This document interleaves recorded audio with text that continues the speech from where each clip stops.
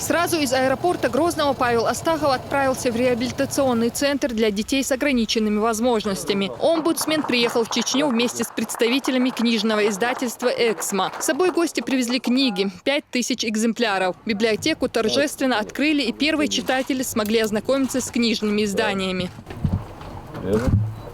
Так, надо так все отрезать кусочек. И мы к тебе на память. А это мне на память. Проходите, посмотрите, пожалуйста, на наш О, какая подарок. красота. Ваш подарок.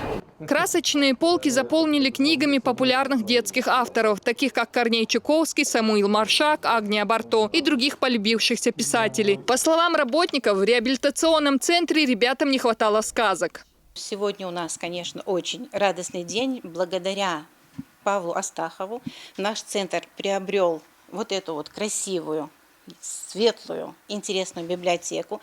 Привезли очень много книг, в которых нуждались и дети, и преподаватели. Книги и обучающие, и художественные, очень много интересной литературы и для детей, и для взрослых.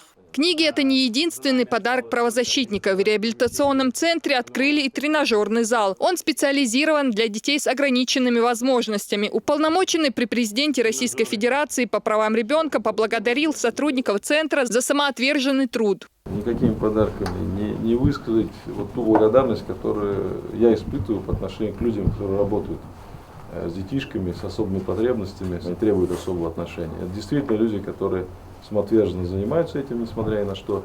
И большинство из них очень счастливые люди. Благодарность за подарки дети подготовили гостям концертную программу. В ее основу легли стихотворения, театральные сценки, рассказывающие о счастье и добре. Интересно поставленные танцевальные номера создавали атмосферу праздника и общей радости. Здесь же были вручены благодарственные письма всем, кто не безучастен в жизни детей с ограниченными возможностями. И уже позже в интервью с журналистами омбудсмен подчеркнул, что в Чечне проявляет о детях государственную заботу на должном уровне. Инклюзивное образование очень активно развивается.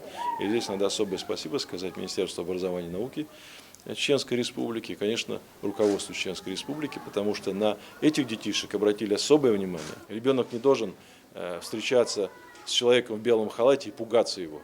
Он должен быть в своей привычной обстановке, с близкими людьми. И люди, которые приходят, они приходят для того, чтобы ему помогать, его поддерживать.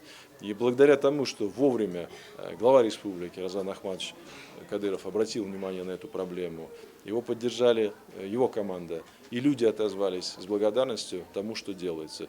И каждый раз, приезжая сюда, в Чеченскую Республику, обязательно мы свое посещение начинаем именно с реабилитационного центра.